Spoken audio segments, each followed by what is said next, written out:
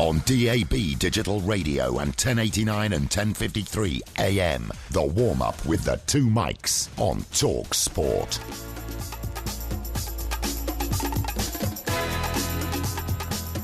This is Talk Sport. We are the two mics, and I'm delighted to say it's time to say a very, very good morning to Mr. Mike, a Porky, a Parry. Very good morning to Mr. Parry. And a very good morning to you, Mike, and it's going to be a great day, I can tell you that. How can you tell? Well, I just feel that, you know, the electrodes and the electrons and the wiring yourself up again a bit. Yeah, well, no, they're all bouncing around in the atmosphere, and I see it turning out to be a great day. I see, excellent. Well, we're going to be talking about all sorts of things, including some technological breakthroughs, because, as you know, our other alternative podcast that we do called On The Record has now risen so high in the technology charts that we may be being asked to actually do a technology podcast. That's right. But we're going to be talking about butter graters, a hairdryer which is powered by your own footsteps. Yeah. We're going to be talking about all sorts of things that you can modernise your house with, basically. Yeah, well, that's very interesting, and we'll be called the two Einsteins soon enough. Very possibly. For sure. I mean, it has been pointed out that the idea that we are in the technology charts when you can't even operate an electric toothbrush well, that's true. Is slightly surprising, if not disturbing. That's absolutely true. Why did you take a picture of my shoes, by the way, when I had them on the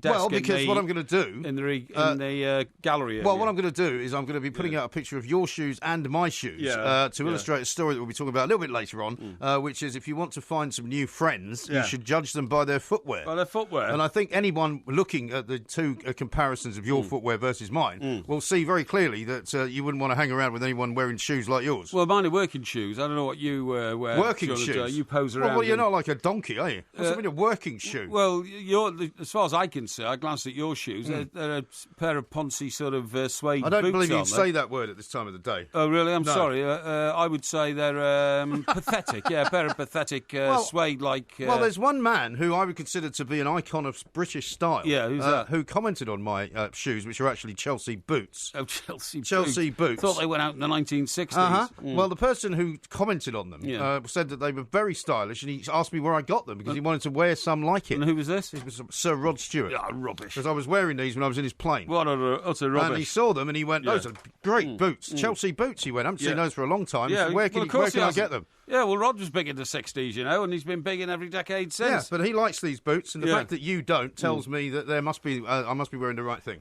I've just been reminded Rod was big from the 70s onwards, by the way. Well, he started off in the 60s. Started off in the 60s, but he became a megastar in the 70s. He's now in his 70s, of course. And has remained one ever since. Now, let me tell you something. I do believe that the royal family are good for this country, but I do think that publishing a picture of Prince George, because he's 4 years old today, on his 4th birthday, magical photos of birthday boy, says one newspaper this morning. Yeah, but the newspapers are absolutely full of themselves about the whole business of Charles, Diana...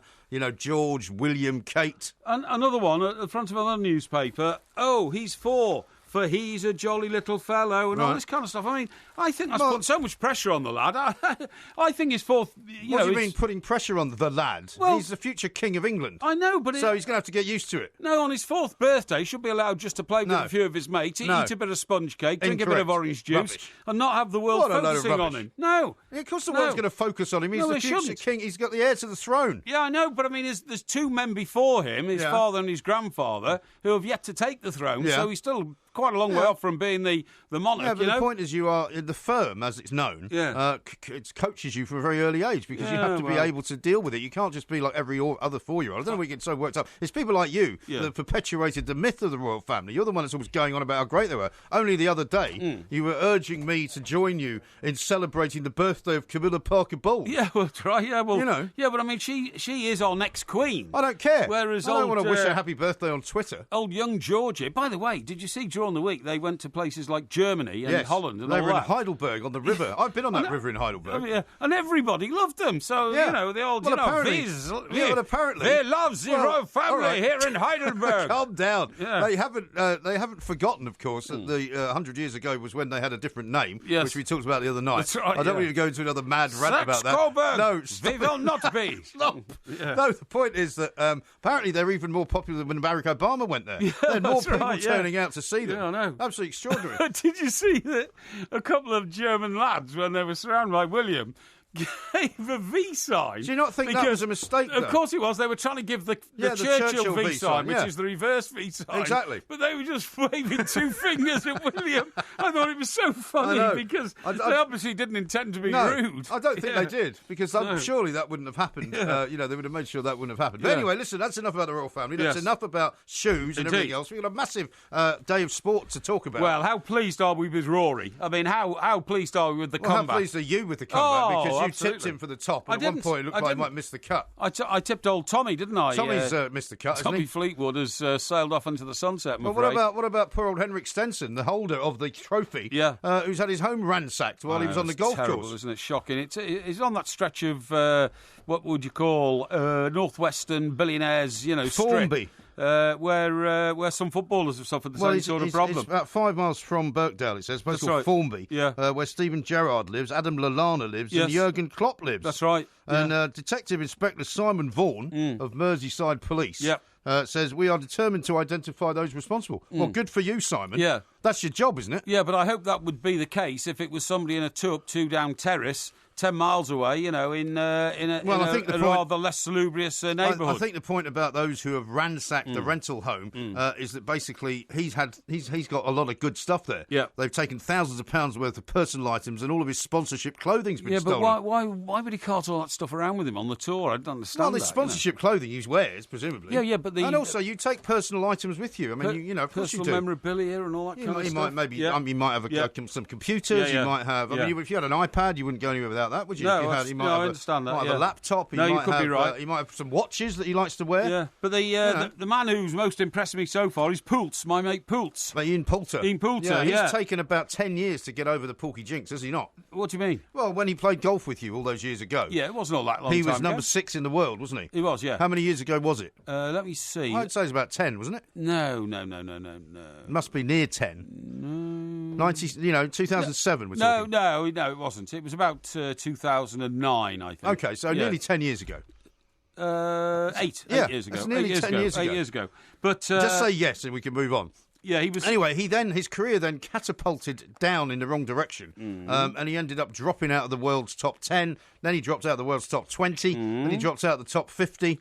And I think he ended up dropping out of the top 100 at one point. He nearly lost his tour card. Yeah, and it's taken him all this time to get back to the top. Yeah. So what I'm saying is it's an 8-year Porky jinx. Yes. It's a pretty long time. It doesn't matter. I mean, he's turned his life around, turned his game around, and he's now turned his life around? Well, he turned his life around from the despair of nearly losing his card to the joy of knowing that he's, right back up there at the top of the leaderboard in the British Open. That is pretty outstanding. Or the Open, as we like to call it. The Open, of course. Did you see the weather up there yesterday, by the way? Wow, wasn't it shocking? Incredible. I mean, I was sitting looking out at the beautiful bathed in sunshine garden down in Sussex, right? And it looked as if it was somewhere in the Antarctic they were playing. Well, I think the big fear was the wind was going to take the roof off the Bollinger tent. That's always a worry. That's always a worry. Yeah. Absolutely horrendous. Now, lots more to come. Don't forget you can tweet us at the Two Mics. We're going to talk to Bob Bupker coming up. Who's going to be telling us all about what's going out with the early golfers out there at the moment. Yeah. Weather looks okay. Yes. We've got live right now. We can bring you updates on Crystal Palace against West Bromwich Albion. Yeah. Crystal Palace are 1-0 up already after 11 minutes, and then we're going over to China to watch the Arsenal-Chelsea game, which kicks off around about 12:40. Amazing. And Simon Johnson's going to be talking to us from down there because there's a lot of interesting stories around. We've got, of course, Morata's now signed for Chelsea. Yes. Apparently Oxlade-Chamberlain may be crossing London to go from Arsenal to Chelsea. That's certainly a lot of speculation about that this morning, I can tell you. Exactly right. Yes. Now, lots and lots of tweets coming in. Mr. Pete says this, Porking in Memphis, because that's, of course, a song, Walking in Memphis. Maybe you've done a bit of that, actually. Yeah. A bit of Walking in Memphis. Definitely. For those who don't understand what I'm talking about, earlier on today, you put out a tweet which said, basically, it's MG and me getting geared up for a great show on TalkSport at Two Mics. Yep. And unfortunately, at Two Mics is not our Twitter handle. No. The Two Mics is our Twitter handle. Well, I didn't mean to make it that. It was just... And at Two Mics is actually owned by a guy called Dwayne Butler. Oh, good for him. I hate you, Butler, who works in South Memphis, Tennessee. Yes, So we're going to try and get him on the show. Yeah, that'd be great. Excellent. That'd be great. We are the Two Mics. This is TalkSport.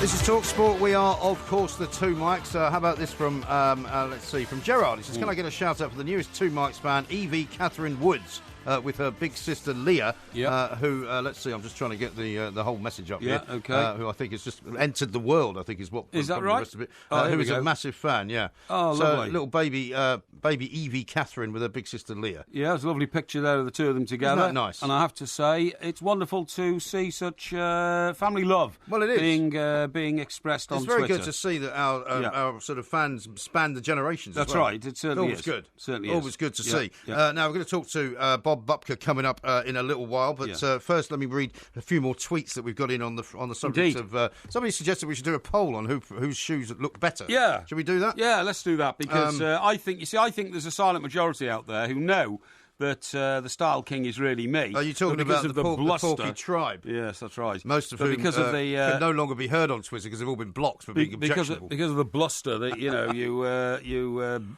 blow out and... Well, I'm just reading what I see in front of me. Patrick, for example, says, has to be the owner on the left, which, of course, are my shoes. Stylish, well-groomed and educated. The other ones look like they're ready for the bin, tatty and clearly trampish. Well, that's very nice, isn't it? I don't accept that at all. When was the last time you went to a fish and chip shop? The last time I went to a fish and chip shop, funnily enough, was with my kids a couple of weeks ago. Oh, there you go. And they like that, do they? Yeah. They like a bit of fish and chips, yeah. Right. Do you always end up throwing away an excess of chips?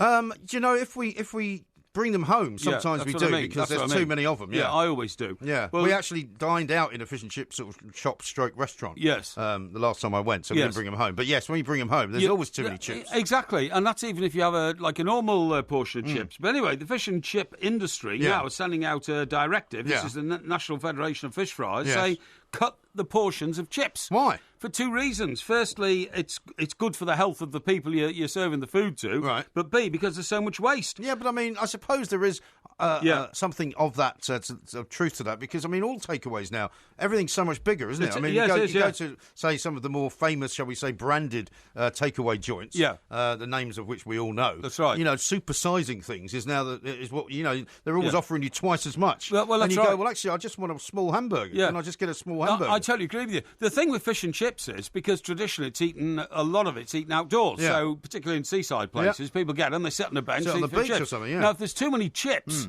the chips always end up on the pavement. When the chips end up on the pavement, the seagulls get going. Well, there's nothing worse. There's nothing worse at all. Well, the seagulls in Hastings are so aggressive that they'll actually swoop down and take the chips out of your hand. That's right, they will. I mean, that's how clever they are. But if you leave them on the floor and all that kind of stuff. So I think that's a good directive. Whereas I would normally say stop interfering in people's lives and let fish and chip shop owners. So you're now in favour of the nanny state? I'm now in favour of a direction which I think will help people, because if you have a huge portion of chips with a fish and you've eaten the fish and there's still half the portion of chips left, you might then be tempted to put a bit of salt and vinegar back on the rest and start stuffing them in your mouth. And finishing them off. Or even get a piece of bread and butter and put them in a bread and butter butty. What? You know what I mean? Well, you might be, but I mean, why don't you just not order so many chips? Just say, I just want a small portion of chips or something. Even small portions of chips in this country are incredibly generous. I'm astonished, because chips is our national food. You know the scoop that the fish fryer gets them out of the his machine with? I mean, it's huge. It's like a shovel. It's like a coal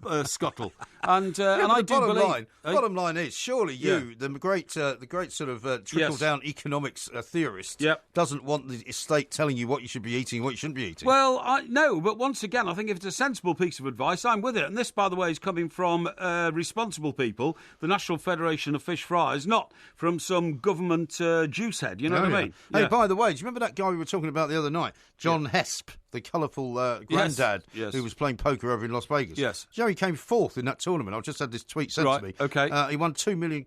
It's all over now, is it? £2 million. £2 million. So he's gone to Las Vegas on basically a jolly. Yeah, he's the guy from Bridlington. That's right. Talking to fish and chips. That's I suppose there are plenty of them up there. There are plenty of them up there, yeah. Yeah, and there he is in his sort of rather garish jacket. His garish jacket. He won £2 million. Wow, well, good for him. And his wife went out, I think, to see his glory. So that's terrific. Well done. I think she did. We all love a winner, don't we? Yes, absolutely right. Yeah. Tom says, I can imagine Porky has those annoying shoe segs attached to his shoe heels. What's a shoe seg? I don't know. I think it must be an autocorrect typo. Yeah, I think it must be, yeah. Because we used to call those things Blakeys, didn't you, when I was at school? What? You know, those little, they weren't quite the metal toe caps, but they were like little bits of metal that you put under the front of your shoe. Put under the front and the back of the shoe. Them because they made a noise. Yeah, but they're not called Blakeys though. I don't know why they're called Blakeys. Was that after Blake? Well, no, it wasn't about. It had something to do with him. Yeah. No, but people used to wear them because they made a noise. It seemed to me. I always thought it was a sort of skinhead thing, wasn't it? When you heard somebody coming across the playground with a clip clop, it meant they had a metal plate on the back of their heel and one on the front of their shoe because their parents were into preserving the leather on the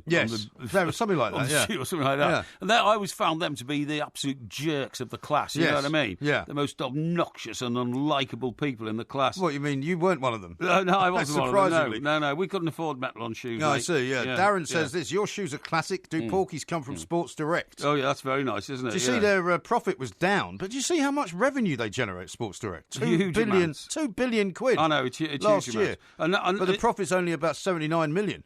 Yeah, well, you say that, but also I see that, I think I've got this right, their profit slumped, but because Mike Ashley, who's in control of the company, basically, said, don't worry, I've got a plan to make this better, the share price went up. Oh, yeah. Well, I presume... Which is brilliant. They must have tremendous faith in what he does. Well, I assume that all he's going to do is cut out those late-night pub business meetings and save the company about 100 million quid a year. I'm not sure. I mean, he's been doing that all his life, and it seems to have worked quite successfully, bar from the one that he's being sued over. I know. Absolutely incredible. Is that still going on, by the way, that case? I think, hasn't it got into the situation where the judge will give his judgment later or something like that? No here's one from somebody called South Wimbledon Gossip. So that must be something to do with Wimbledon, I suppose. Yeah. Says, did Porky buy shoes from a dodgy Albanian dealer? Why Albanian? Well, maybe the Albanian shoe dealers are famous in that part of the world, down near Wimbledon way. Yes, Patrick says, shoes on the right look like the type of person who'd put his friend up in a cheap hotel because he's tight. #tight plank. Yeah, well, we've got to talk about that later on because I have to say, much to my chagrin, to spend the evening in a Premier Inn later on tonight, while I accompany Mr. Parry at a charity night at a very, very influential and interesting pub by the name of the Well House. The Well House Inn. In Well House Inn, yeah. And it's in Kingswood in Surrey. Right. And we're going to be there tonight. It's a Porky Scratching sponsored night, but it's basically to raise money for children with cancer. Yes, that's a very, very good cause. By the way, it's something I haven't told you. Yes. On the menu tonight. That's something else you haven't told me. Yes, it is. On the agenda tonight, there is an auction to have lunch. Right. With us. With us? With us. Well, how did I get asked about this? How did I get roped into this? Sorry, you weren't. I forgot. But it's for children with cancer, you see. What, you think somebody's actually going to want to have lunch with us? Yes, that's right. What, you mean food and everything? Yeah, that's right, yeah. Blimey. But actually... How much do you think you're going to get for that? About 25 quid? I've no idea. But that actually, the Children with Cancer lunch, is to do with children with cancer. It's not tonight. Why don't you buy it? Well, no. And then we can just have lunch with each other. Let me just tell you this. Tonight, there is an auction to have lunch with me. With you? With me. What, as well as with both of us? No. Tonight is to have lunch with me. That's on the programme for tonight. Yeah. But I will be telling people that if they miss out on the one tonight, there is an opportunity, if they go to the website of Children with Cancer, to have lunch with both of us in town at Langhams. No, nobody would buy that. Yeah. In town at Langhams for the two of us sometime later this year. Okay. So there you go. Very kind of you to let me know about all this stuff. I forgot to tell you. Unbelievable stuff. Absolutely incredible. This is Talk Sport with the two mics. On DAB Digital Radio and 1089 and 1053 AM. The warm-up with the two mics. Today, Don, and still going strong, which in itself is a miracle. It really is, considering the amount of what might be described as illicit substances he may have been you could say addicted to. That he pushed the excesses of life to excess. He certainly did. Hotel California was supposed to be autobiographical. It was, pretty much, you know. Now, we've been talking about beef because not because we're going to be eating it later on, although I'm not sure what we're eating later on. We'll have to get to that some time from now. But exactly. The poll currently running at the two mics on the Twitter page, is beef an inspiration to young golfers or is he a clown, as Mike Parry claims? Now, at the moment, the vote is 61% inspiration, 39% clown. Yeah, that's rubbish. So let's talk to Mick, who's a Spurs fan. 08717 22 3344. It is a big golfing weekend. The Open is at Birkdale. It's the third day, of course. Mick, a very good afternoon to you. Good afternoon, gentlemen. Hello, Porky. I bet them old tramp shoes would have it with a bit of Don Henley, weren't they? Yeah, thank you very much. Regarding Mr. Beef, now, if you watch golf, I mean, I used to play golf, not probably on the talks as you used to play Mr. Graham. Yeah. Just used to do it for a bit of a laugh. But you used to see, I know there's a lot of etiquette in golf, but you used to see the blokes that would take it to the extreme. You'd call them stuffed shirts. Right, yes. Yeah? But if you watch golf the Ryder Cup is a totally different cup of tea, yeah? It's more like a football sort of environment where both teams are getting back. Yes. I don't think there's anything wrong with the crowd doing that to Beef when he's there, you know? Well, I think it's undignified at the Open to have a guy who is even announced at the tee as the Beef. I mean, I'm sorry, standards are slipping when you do that. Somebody made a very good point earlier. John Daly, extremely, bizarre individual and blousy and incredible trousers and all that. But he's a major winner. He drove all the way, didn't he, overnight, 36 hours to the first competition, the Masters, and won it on a wild card, didn't he? Well, he did, yeah. Who's to say the Beef won't win a major in the future? Well, get on with it then. If he gets on with it and starts to win, I'll eat my words and I'll say, right, Beef, as you're now a major golf winner, you can do what you like. You can dictate your own level of behaviour. Would you really rather have all these golfers lining up wearing exactly the same outfits, but they saying don't. nothing But they interesting? don't, do they? They don't. No, but you need to have a few characters, don't you, Mick, on the tour? Without a doubt, I thought one of your mates was Mr. Poulter when he Porky, and you wouldn't say he dresses. But he doesn't adopt some kind of daft pseudonym like the Poult, and he goes up to the first tee. Yeah, but he's quite unorthodox. And he hasn't won a major, has he? No, he hasn't won a major. So why don't you have a go at him? I'm not going to go at him. Yeah, but he's one of the most. No, but he's one of the most distinguished Ryder Cup players that we've ever had. Okay, he's won, I think, a lot more points than most people in the Ryder Cup, so he deserves the respect that people give him. But the Beef hasn't achieved anything. The Beef is just clowning around and making himself a famous golfer through irrelevance.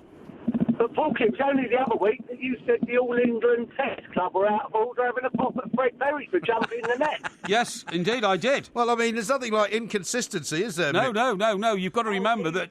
He's very consistent at being inconsistent. No, I'm not. Fred Parry jumped the net, and that's what every winner wasn't at all he Wimbledon... was jumping either, was it? No, it wasn't, actually. Especially when he got to Hollywood. My God, was he active. Yeah, you didn't mind that, did you? No. Nick, listen, thank you very much for bringing His the voice of... counted. The voice of reason. Not out. Mick, the Spurs fan there, the voice of reason. How about this from Jim, who says, running down the fairway, whipping his ass, a golfer on a donkey. To be honest, I'd like to see that. Yeah, well, he wasn't. He was pretending to be on a donkey, put two sports together. No, that's and Jane right. says, the Beef, is that not like similar to being known as the Plank? I don't know what he called the Plank, actually. So I can't help you there. Yes, indeed. Yeah. Ian says, hideous trainers, referring back to your... Can I just say, by the way, they are my wet weather shoes, and therefore they... Wet weather shoes? Yeah, they're my wet weather shoes. And are you expecting rain, are you? Well, it was raining when I left Porky Towers this morning, right? It? And so I put my wet gear on, and they are my wet shoes. So the wet shoes never look as good as the dry weather shoes, okay? Really? For obvious reasons. Tony Thick says this, the Beef is a laughingstock. You are correct, Mr. Parry. Thank you. How about this one from Bob, who says, I shouted vegetarian at Beef at the US PGA last year, and Andy Sullivan, his playing partner, almost wet himself. Really? Yeah. I wonder why. Well, because he shouted vegetarian at him. That's not funny, is it? Well, it's quite funny, isn't it? Vegetarian! Yeah, because he claims he's called Beef. Yeah, I suppose so. Yeah, somebody called Ian here says I've got hideous trainers. That's not very nice, is it? What, him as well as you mean? Well, I don't know. Maybe he's got them, yeah, I don't know. A lot of people reminding us that it's Boo Weekly, of course. Yes. Orange Bear says, hilarious, but giving the Beef a bit of a hard time, Porky. Yes. I'd suggest Porky is more of an oaf. No, I wouldn't agree with that whatsoever. I mean, how much money do you think Beef has won so far in his golfing career? I imagine it's quite a pretty penny. Oh, quite a lot, I would say. So to be giving himself a sort of clownish image, yes, is obviously paying off for him. Well, because after he sort of emerged last year at the Open last year, I think it was, wasn't it? It was. Yeah. He signed all sorts of new sponsorship contracts. He got all sorts of he did. New opportunities commercially. Yeah, so normally speaking, you would admire someone like that. But to me, you see, that shows the frailty of golf. You can be a very average golfer and be a millionaire, can't you? I wouldn't say average golfer. It's it's incredibly difficult to get onto the tour for a start. It certainly is. There is an immense amount of competitive stuff going on to do that. It certainly because there are lots of tours beneath the main European tour and the main US tour. Yeah, Ian Poulter nearly lost his card. Yeah, he did, yeah. I mean, that's how competitive it is. And he's done a fantastic job to get back. Is that your phone going off, by the way? No, it's not my phone going off. You sure? Definitely not. What was that chiming noise? I've no idea, but nothing to do with me. Are you sure? It must be something coming from another area of production. Oh, I see. All right. But no, what I was going to say is that it is very difficult to get onto the tour. But once you're on the tour, you can finish, I don't know, 60th in every competition you play and still be a millionaire, can't you? Yeah, but that's not easy to do, though. No, I know it's not easy to do, but once you're there, you are in a gilded cage. You've done a lot to get there, but once you're in there... I would have to disagree with that. You can put your feet under the table and just play your game at every competition and earn a very good standard of living. Yes. So I think what I'm saying is, when the beef gets into that gilded cage, I don't think you should take advantage of it by turning into a clown. Well, I don't think he's turned into a clown. Well, All he's done is he's become noticed for what he was doing already. Yep. So therefore, I don't think he's hamming it up, if you don't mind the expression. Yes. For somebody called Beef. Yes. But Stuart says this: the starter asked Beef if he could announce him as that. It would be nice if Porky could get his facts right for once. Yeah, okay, but the starter should never have asked him. He should never have said, "Look, we're going to lower our standards now. Instead of calling you by the name you were christened, that your parents gave you, that your name registered with the Royal and Ancient. Yes. We're going to invent a name for you. Hey, Beef. Yeah, but that's not their name for him. Why didn't they call him Bushy-Faced Beef? Now at the first he's tee. not known as that. He's known as Beef. Yeah, and he's got bushy face. What about Tiger Woods? You think Tiger's his real name? No, of course. Well, so would you object to him being called Tiger? Tiger's name was with him from the age of 4. Yes, but it wasn't actually his birth name, was it? It became the name by which he was known in professional circles you don't mind from the age of 4. Well, of course I don't mind Tiger that. and Beef? No, the difference is because Beef, goes around telling people, "Hey, I'm the Beef. I've got big teeth and I've got a bushy face," And maybe they should call him Teeth. Yeah, Teeth. Beef the Teeth. Yeah, that's great. Very harsh. Now, you might remember the other night you were talking about this guy, the Guru, at some council, right? Some guy called Jason. And on his TED. Jason has just been to see the guy. Look, the Guru, standing next to an electric car. Oh, excellent, good. So Jason says he's gone to see him, and he says she's electric. So I don't know if Jason's getting himself an electric car, but the electric car revolution is upon us. That's a line from my mate Liam Gallagher's repertoire, isn't it? She's electric. Is that right? Yeah. Okay. It's definitely an Oasis song. Liam Gallagher. Liam Gallagher, the guy that Mo Farah met. The guy that Mo Farah met? Yes, that's right. That's the one. Yes. Hawks Radio says, please give us a shout out as we do a live internet radio commentary today for Havant versus Waterlooville versus Sutton United. Oh, okay. Oh, sorry, Havant and Waterlooville versus Sutton United. Versus Sutton United. Yeah. I thought it was a three-way game there. No, that's a two-way game. Havant and Waterlooville, not far from your Gosport crime centre, isn't it? Well, that's at the bottom of the kind of A3. Yes. And Sutton, of course, not very far away in Stockbroker Belt from my other abode. Yeah, You're quite right. I'm a bit worried, actually, driving into Stockbroker Belt, whether I'm going to get any punctures. Well, I had another one yesterday, I know as you did. and I got it changed. Well, I'm going to ask you about that coming up. We're out of time for the moment. On DAB Digital Radio and 1089 and 1053 AM, the warm-up with the two mics on Talk Sport.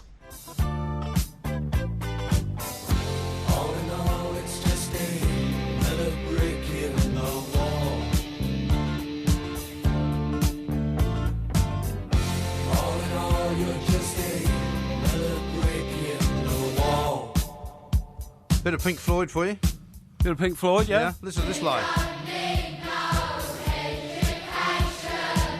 You know why we're playing this? I think our producer's going to be looking for a seat at Goodison, the first game of the season, you know what I mean? Well, it would appear that this is a themed piece of music, which is themed to who is the winner of the 1 Minute Moan. Yes, and... which would, of course, refer to my moan about the maths and English exams, which have been changed irrevocably so that nobody can tell whether they're any good or not. And which every parent who's got a child at school in the country will be moaning about. Yep. So how can that be an individual 1 minute moan that applies to you? Well, it can't have to apply to me. It can't be. No. The one that I did was an instance of officialdom bullying a little 5-year-old girl. Yeah, but everybody's read that story in the paper. No, they haven't. Yeah, they haven't. They've all read it in the paper, and they read it on my Twitter account yesterday. I didn't see it on your Twitter account. You saw it. I can promise you I did not. Yeah, you did. I care not for your your Twitter account. You are the magpie on Fleet Street. That's what you were known as. No, I'm not. No. 18-10 is now the score, by the way. Is it really? Yeah. Well, I think we've got better things to do in this show than dwell on the outcome of some pointless little spat competition. Call it what you want. Yeah. Okay. Well, do you know what the good news is? What's the good Coming news? up very soon, and you mentioned the Everton game, of course, as the opening game of the season. Yes. We'll start afresh. We'll wipe the slate clean. Excellent. I'll be declared the winner. Yeah. It'll probably be about 21-10 or something like that. Yeah. Oh my goodness me, that was a bit of a collision there. What was that there? In the penalty box there, Chelsea player goes down. Yeah. Goalkeeper fired himself horizontally at him. Yes. And there might be a bit of a concussion scenario going on. Oh, dear me.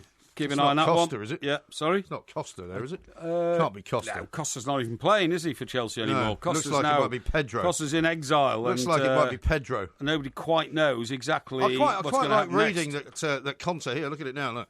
I quite like the idea of Conte saying that was quite a brutal collision. He nearly taken his head off. Yeah, he did. Yeah. That he decided in January basically to shift Costa out when Costa started making all these noises about wanting to go and play in China. Yes, and I have no sympathy for Costa whatsoever. No, I have none either. I totally agree with you. I mean, I suppose if he was to end up at Everton, you'd be quite happy though.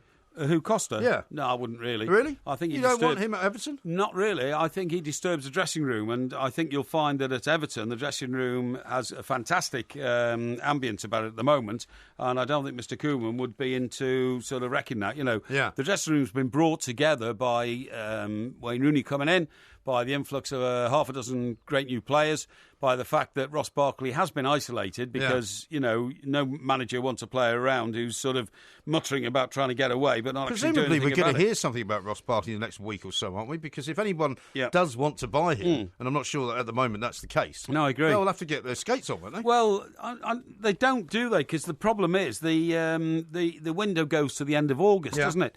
So actually, we've seen it happen before. Players start the new season, they get even more fired up about wanting to play. So, is it make or break time? Do I stay? Do I get away? And I think it'll probably go into that, to be honest. But it doesn't seem to me there's any urgency at Everton to shift Ross Barkley. Do you think they're just playing a kind of a game of brinkmanship? Could be. And just saying, look, you have made it very clear that you want a certain amount of money. Yes. And if you get that amount of money, you will leave. Yes. Or if we give it to you, you will stay. Yes. And they're just kind of ignoring him, maybe. But I think, it could be that. But I think more importantly, he's also got this injury, hasn't he? He's had an operation, I think. Yeah, I think an operation on his groin, which is going to keep him out for a month. Keep him out for a month, that's right. But also, and I think this is more of a worry for Ross Barkley, there really doesn't seem to be clubs, galloping towards Goodison Park, trying to snatch Ross Barkley before somebody else gets him. You know what I mean? And when there's not an auction for your services, it's a bit of a worrying time. It is indeed. Yeah. Now, I can also bring you another result because the voting has been finished on the beef situation. Yes. The question was on the Two Mikes Twitter, is beef an inspiration to young golfers or a clown? Yes. As Mike Parry claims. Clown got 39%, inspiration 61%. Yeah, well... So you're not having a very good day, I'm afraid. It's all a bit misguided. Listen, do you ever eat in the middle of the night? Hey? Do you ever eat in the middle of the night? Well, it depends what you call the middle of the night. Well, really. I mean, do you get up and go to the fridge? Not very often, although last night, funnily enough, I woke up and I went downstairs and had myself some, what my father used to call Picts porridge. Yes. You know what that is? What? Picts porridge. Picts porridge? Yes. That's be like the Picts of... Picts of old. That Hadrian's Wall was built to keep out. Yeah, Durham's Wall, yeah. Hadrian's Wall, yeah. Well, so what it is, it's porridge oats. Yes. Usually a bit of fruit, a bit of banana, maybe a bit of apple. Yep. A little bit of muesli, perhaps. And some cornflakes, and you mix it all together and have it with a bit of honey and cold milk. But is it good to eat in the middle of the night? Well, I mean, if I do it, it's because I'm hungry. That's right, okay. Well, let me tell you this. Did you know about the latest development in the very interesting life of Robbie Williams? Oh, yeah. Do you know that he has revealed that what happens to him is he sleepwalks to the kitchen in the middle of the night, right, and he makes very exotic foods, which he eats. He then goes back to bed. What do you mean, while he's asleep? While he's asleep, goes back to bed. Believe that? An hour and a half later. Really? An hour and a half later, and has no recollection of eating, okay? Right. Get this, cold macaroni cheese, cookies, this is in America, by the way. Yeah. Cold macaroni cheese, cookies dipped in peanut butter. Yeah. Obvious temptations to avoid if you're trying to maintain a healthy physique like Robbie Williams is. Yes. And yet these high-calorie options are the nightly preference of the internationally famous singer. Right. He admits he's putting on weight because the eating treats that he takes in each night, he's doing in his sleep. The superstar singer wakes up the next morning with no recollection whatsoever of his nocturnal raids on the fridge, and he has revealed, I'm doing this very weird thing, and it's been for over a year now, where I night eat. He says, Are you sure he's not just kind of giving an excuse for actually not being able to stop himself eating? No. Because, for example, if you were putting a lot of weight on, and the doctor said to you, you've got to stop eating as much as you eat. Yes. Would it not a good cover story be? Well, do you know what? The thing is, I get up in the middle of the night, I've got no control over it, and I shove my cookies into my face. Well, this is what he's saying. He's saying, unfortunately, he says, I faced a long battle to control my weight, but I can't stop the night eating. He says his nightly kitchen visits see him not eating kale, which I suppose is good for you, is it, kale? Well, kale is good for you. Kale's like cabbage It's type a green, stuff. it's a green, He says, I eat only sugar. He says, I'm struggling with this condition. Yeah. I've no control over what... See, I don't believe that.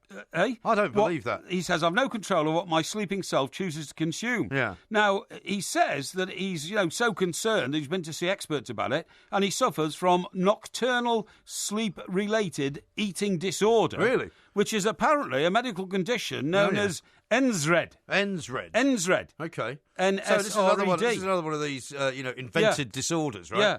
Like the one which Adele is currently suffering from. Yeah, well, maybe. Where she says now that she can't write songs anymore No. because she's too happy. Too happy. Yeah. Too happy. I'm too happy. Yeah, but... I can't write songs unless I'm depressed. But it says the consequence of it is that he now has to go on a permanent daytime diet and feel hungry. This is a load of old cobblers, this story. No, he says, this is a direct quote from him. He says, I'm absolutely asleep and I get up and I go and eat. I don't do it on purpose. I'm not even aware it happens. But it happens. It's been super weird, as you can imagine, and leaves me not a lot of room for bad stuff during the day because the bad stuff happens at night when I am fast asleep. I think he's making excuses for eating too much when he's awake and he's too... Because, some people are what you might call ashamed eaters, you know? So what they do is they pretend, and a lot of fat people, I'm sorry to say the word fat, because I know that it's fattest to say the word fat. That's right. A lot of people eat and pretend that they're not eating as much as they do. Yeah, that's course they there do. was a guy that used to work in America with me, who was huge. He was one of these massive guys who had to stop being flown places because he needed 2 seats to fly. That's how big he was, right? Now, he used to nip out of the office every day. This is when I worked for a magazine over there. And he would go to Burger King and he would come back to the office with a burger. Yes. But we followed him one day to Burger King. Right. And he actually had 6 burgers while he was at Burger King. 6? I'm not joking. God. And then he brought one back to the office so that everyone would think that he was only having one burger. Yeah.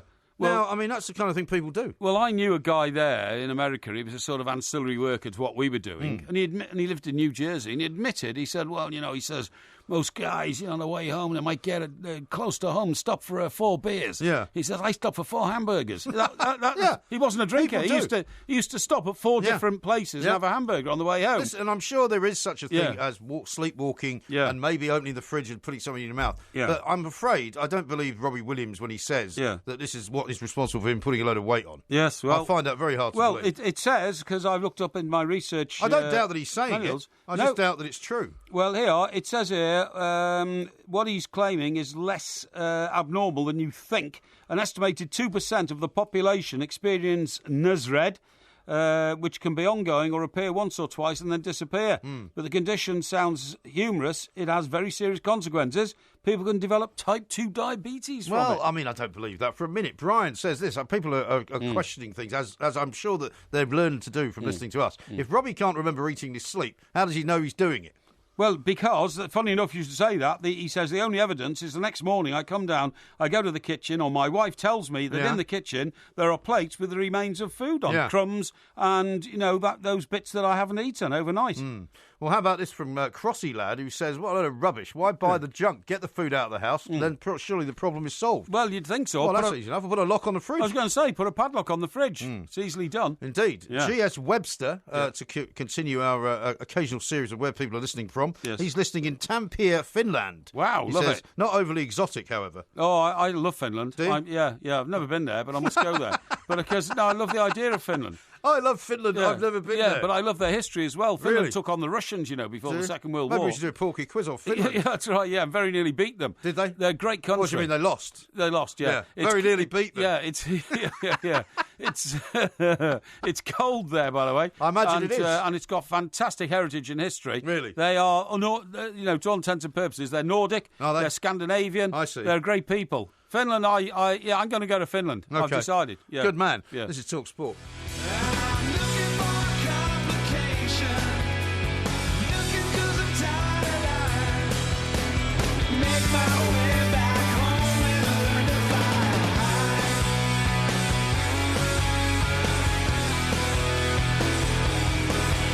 This is Talk Talk Sport coming up. We're going to speak to our secret air stewardess, former air stewardess, or member of the air crew, I should say, more properly. Indeed. Sean Kathleen, who's got some updates for us on what's been going on in the airline business. Lots of people, of course, flying this weekend, because it's the busiest flying weekend in Britain because of the school holidays just finishing. But let's go, first of all, up to Rupert Bell at Birkdale. Rupert. It's raining birdies, and one of the players to have a birdie at the very first hole, he's obviously had a good lunch, he ate his beef, and it's beef. Andrew Johnson has just drilled in a 20-foot putt for birdie to get to 2 over par. Not saying he's going to win, but it proves that he can play golf. What an inspiration that man is. Yes, well, he is an inspiration. He's got another birdie putt. It's a long one, 40 feet, so if he gets that, then the crowd's cheers will get louder and louder. But there's some very good golf happening today. Brandon Grace, out in 29, has moved to 1 under par through 9 holes. Out in 29, that is a terrific start to his round. Jordan Spieth did that earlier in the week. And Sean Norris has finished with a 65. He described the course as having some funky pin positions that could yield lots of birdies amongst the leaders. And Jason Day is another one, 5 under for his round, has got to level par. So today, it is, as I say, not raining from the sky, but it's raining birdies. Fantastic. Well, that's the kind of rain I'm sure the spectators would prefer. There's nothing worse than being on a golf course where there's no protection whatsoever from the elements. Oh, blimey. I mean, it's one thing to be playing in it, but it's a lot worse to actually be a spectator. Well, you're absolutely right. And remember, these are links courses, so they're right on the edge of the coast. Right. So you get the full blast of the gale winds whipping in, carrying the water as well as the rain. I was once playing, I was actually not on a links course, it was at Glen Eagles. You're right. And the wind was so strong that myself and the guy I was playing with, we stood on the tee and leaned into it. Yeah. And we were actually able to lean at about a 45-degree angle. That's right, yeah. Because the wind was holding you up. Yeah, exactly. Incredible. Yeah. The Mother Nature and the extremes of the elements, yeah? Yeah. Incredible. Chelsea have just scored, by the way. I think Willian's just squeezed one in there on the inside of the goalkeeper's left-hand post. So it's 1-0 to Chelsea down there in China. Wow. We'll bring you more on that very shortly. Right now, though, let's talk about flying, because it is that time of the year. People go away on holiday. I'm going away myself in a few weeks' time. Yeah, very good. We are going to New York, of course, for our big show over in the Y City Winery on September the 16th. Let's talk to Sean Kathleen and find out what the latest things are to avoid. Sean Kathleen, a very good afternoon to you. Likewise. Hello, boys. Yeah, hello, very Sean nice Kathleen. to have you on the show. Very nice to have you on the show once more. Men. Now, we were, as we were just saying there, we're planning a trip to the Big Apple in September. You're very welcome to come and see our live show if you wish, if you happen to be in town. I don't know which part of the states you're actually in, but what do we need to look out for? We are flying, I think, at the sort of front end of the plane, happily, so hopefully we'll avoid, as Porky calls them, the great unwashed. Oh, no. The majority. That's all I'm saying. But I call them the unwashed masses. Oh, really? Yeah. Okay. But you've been doing a bit of research here, and you have uncovered some things which we need to be aware of, so perhaps you could share these concerns with us. Absolutely. Well, first of all, I hate to tell you, it does happen in all portions of the aircraft. So it does happen up front. Right. I know that's not what people want to hear, but a lot of the comments and quotes and stuff that we get online on the Instagram page on Passenger Shaming, they say, "Oh, well, that's why I don't fly. I don't fly coach or economy." Yeah. Well, I hate to tell you. People are gross everywhere and disgusting. But, okay, so tip-wise, let's do one thing, and everybody keep their socks and at least their shoes and socks on. That would be lovely. Why? Because do they stick their feet between the seats of the people in front? Some people do that, yeah. I can't bet. That would. Disturbing. Do you know what I'd do? I would stab any foot that came through the seat next to me onto my. I don't think you're not allowed any sharp implements on a plane. Well, I mean, I'd use a pen or something like that. Yeah. Yeah, I once hot coffee. Yeah, coffee I once actually in the olden days when you could still smoke on planes. The olden days. Yeah, well, you could smoke on planes. I was I was on a seat with 3 seats. Back in economy, and there was a woman sort of lying across all 3 seats. The plane had come in from somewhere miles away in the Far East, and as soon as the plane took off, she stuck her feet on my lap, basically. Bare feet in my lap. So I'm sorry to say, Sean Did you burn her feet? That as soon as the light went on and I could light a cigarette, I took the cigarette and just stuck it on her foot. No. And she jumped about 3 feet in the air. Well, you burned her foot? I did, yeah. That's a disgraceful story. No, but she sat bolt upright for the rest of the flight to New York, which was a much better situation as far as I was concerned. The other one, which I see here, Sean, Kathleen, and this is a huge point of controversy, when the person in front suddenly drops the seat back without warning the person behind, and you either find yourself covered in booze or you get smacked in the head if your head's down and you're reading something. I mean, shouldn't there be some appropriate way of doing this? Yes, absolutely. First, okay, you have the right to do that. If your seat reclines, okay, that's lovely, great, wonderful. However, have a look behind you first.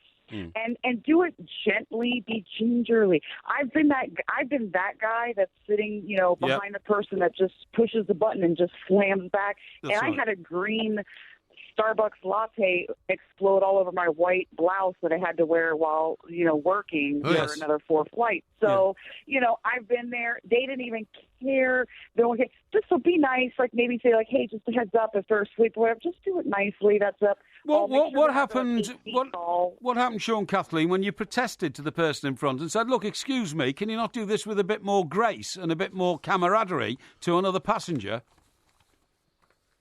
I'm probably not the best person to ask that question to because I will absolutely have that conversation because it's not okay.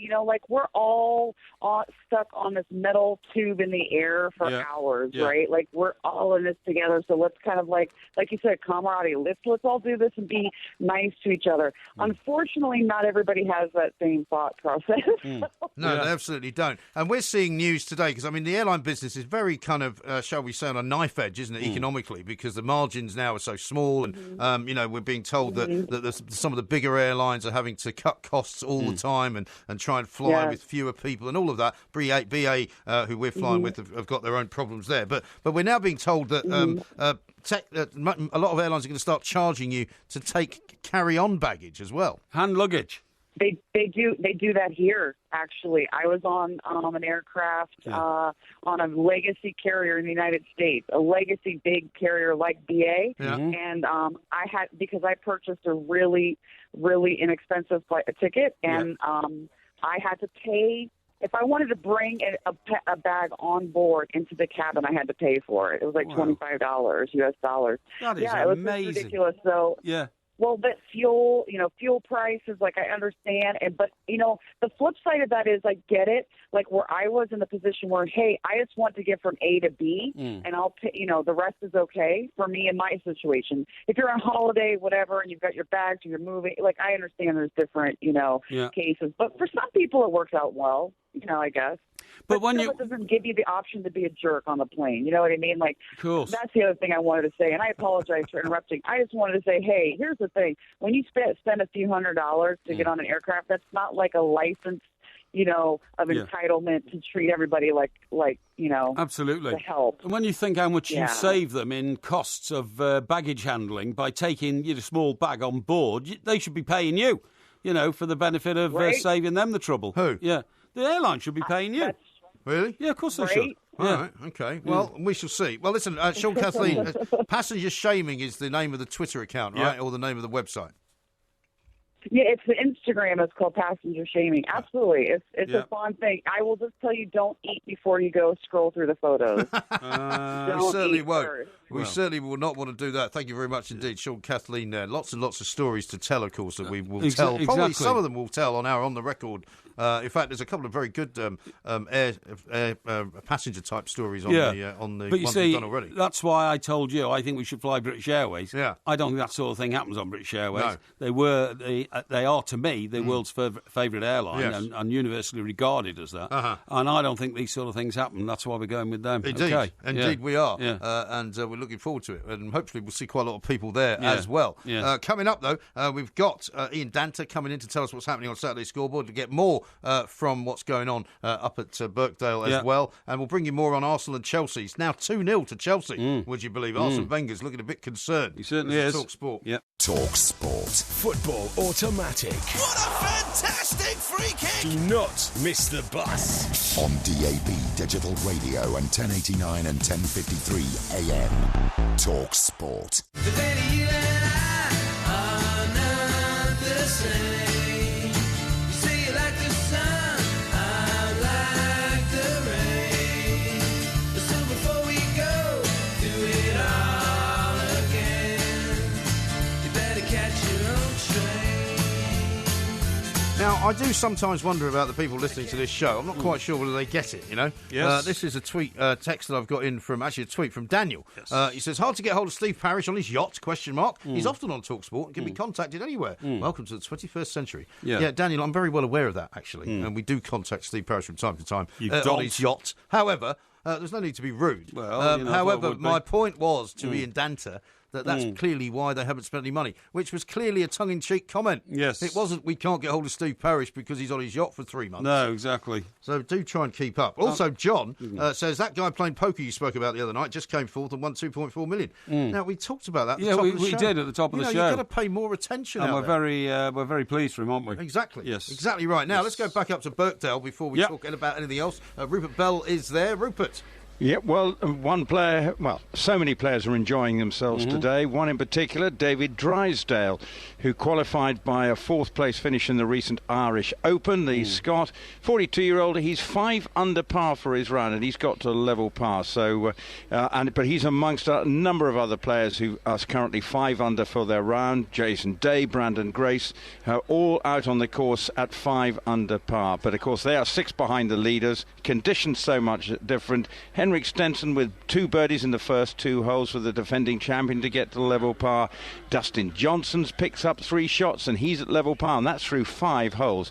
So that just tells you Rory McIlroy and Jordan Spieth must be salivating at the prospect of playing around Royal Birkdale today because the conditions are perfect. Even you, Mike Parry, might be able to hit the ball into the fairway. Oh, that's very nice. Thank you very much indeed, Roop. Steady. We'll be talking to you again.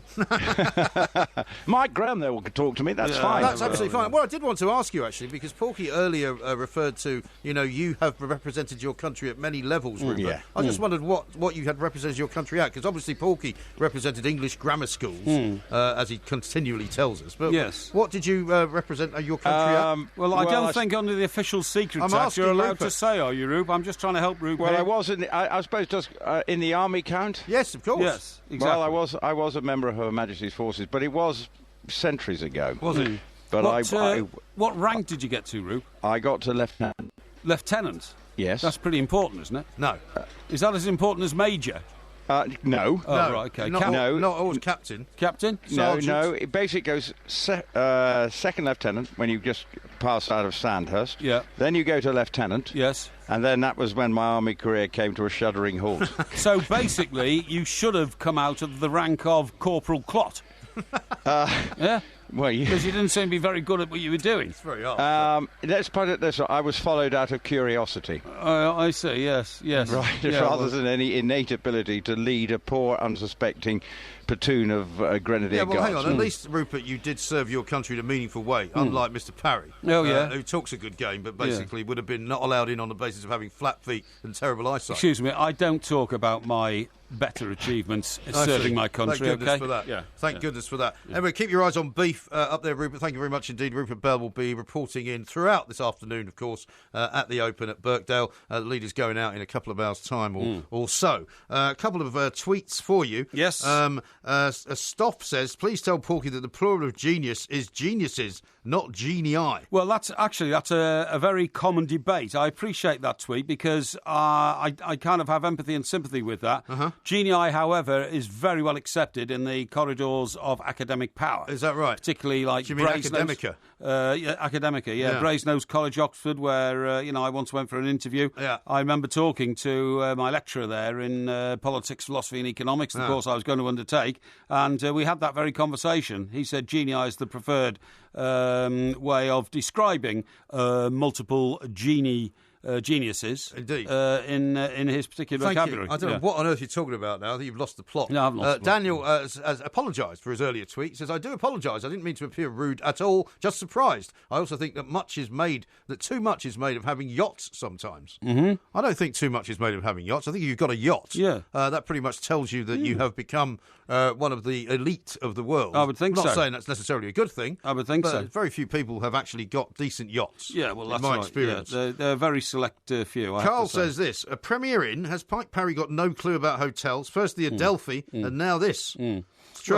Well, no, that's not fair at all. I've seen a report today, by the way, saying that, although the economy's supposed to be under stress and all that kind of stuff, people are actually going off cheap wines. Going off them? Yeah. Some of us don't drink them. You know those California wines? The ones that... like the Ernst and Julio Gallo. Yeah, and all that kind of stuff. It says Britons are shunning the underwhelming flavour of cheap branded wines, which I think is an insult in itself to say a wine is cheap just because it doesn't cost a lot. Well, it is cheap by definition if it doesn't cost a lot. For upmarket alternatives, as drinkers get sophisticated. So some of these wines I drink all the time. That Echo Falls. surprise me. Yeah. Echo Falls. Some of them are very bad for you, though, because they use a lot of sulfites. And sulfates. Yeah. Echo Falls, Blossom Hill, Lindemans have all plummeted in the past year. These are all down-and-out style wines. They're not. They're not good for you. The California brand Echo Falls, which bills its white wine as unpretentious and tasty. It gives you a big headache as well. Isn't it? Yeah. Suffered a 6.1% fall in sales. This is all according to one of our favourite publications. Was that while you were in hospital? One of our favourite publications, The Grocer magazine. The Grocer. Sales of Blossom Hill, another California wine, fell 17.5%. Right. Meanwhile, the Australian wine Lindemans, 30% drop in sales. Really? And it says the wines cashing on the trend is Trevento. Oh, yeah. An Argentinian Malbec. Yes, that's a nice one. I like that. You like Malbec? Yeah, I'm a big fan of Argentinian Malbec. Others on the way up, Bangkot Estate. Brancott Estate, that is. No, Bancott. No, Well, it says Bangkot. Well, it's a typo. Trust me. This is a report from the Grocer. Well, the Grocer's got an arm missing. And here the Grocer magazine. And how about this one? Because I can't stand Spanish wines, but this is a Spanish wine, up 15.5%. Right. Campo Viejo. No, Viejo. Campo Viejo. Campo Viejo. Yes, it's very nice, that. Campo. The Reserva is particularly good. Campo Viejo. Yeah, that's very good. I bought some Albarino, actually, the other day, which is significantly different from many other wines. Albarino. Yeah, Albarino. This is from northwest Spain, a place called Galicia. Yeah, Galicia. Right? And the vineyard actually is on the side of a hill overlooking the Atlantic. Yeah, good. So it's sort of north of Portugal, right? North of Can you Portugal. imagine, see where I am? Up there in sort of Basque country. And the reason that the wine is so different and unusual in its flavour is because of the sea air. Right. Because there's not that many vineyards by the sea. Excellent. You're not listening to anything I'm saying, I am listening. You know, Liverpool have just scored, by the way. Liverpool just scored. Salah has got a goal for them. It's 1-1 in the final of the Asian Cup. That's right. Who they're playing? You know that was going on. Leicester. That's it. Leicester went one up. It's now 1-1. That's good. Chelsea Chelsea scored another goal. Yep. 3-0 to Chelsea. 3-0. Who says they need to buy any players? That's right. Listen, one of the inventions I saw this week, and it fascinated me, was the walls of homes in the future are going to be made of like a Play-Doh type... Play-Doh? Yeah, Play-Doh type texture. Why? Well, do you remember a long time ago in tenements in Glasgow, they were so small and pokey that they used to fold the beds up against the wall and then fold them down again? Well, funny enough, my grandmother and grandfather lived in a tenement in Glasgow. They had a bed in the kitchen. In the kitchen, It didn't fold up, though. No. I mean, just because it was the warmest room in the house. Yeah, I see. Yeah, of course. Yeah. But these, in future, you're going to be able to just fold a bed down with this Play-Doh type material. That was in New York, they used to do that as well. Used to do that in New York. In very small studios. But not only that, you'll be able to fold down your television. Hey? You'll fold down your cupboards in which all your stuff is kept. How? You just do, and you fold down your table and chairs to eat at lunchtime and then fold them away again. And it's all down to this new way. The material goes hard when you put it back in the wall, but then you activate it to pull it down. It has consistency of Play-Doh, and then it hits the floor and it gets hard again. Really? It's a miraculous new invention. So what's the point of this, though? Well, so that you can make more space. Exactly. Make much so more when space. you folded away the table and chairs and the television, what are you going to do? Play tennis or something? No, you're not. You're going to stretch out on your couch or something like that, and then you have to fold it away from the wall first. Well, you would, probably you would. Yeah, you can't have all the things in the room at the same time. I prefer the one that I liked actually, was the new technology they're going to have, which is actually going to make dogs and other animals be able to be translated into sort of, a language which we can understand. So basically, you'd be able to translate your dog's bark. Yes, that's right. So if your dog's, we all know if you've got a dog that they bark in different ways at different things. Yeah. But we only sort of imagine what they're saying.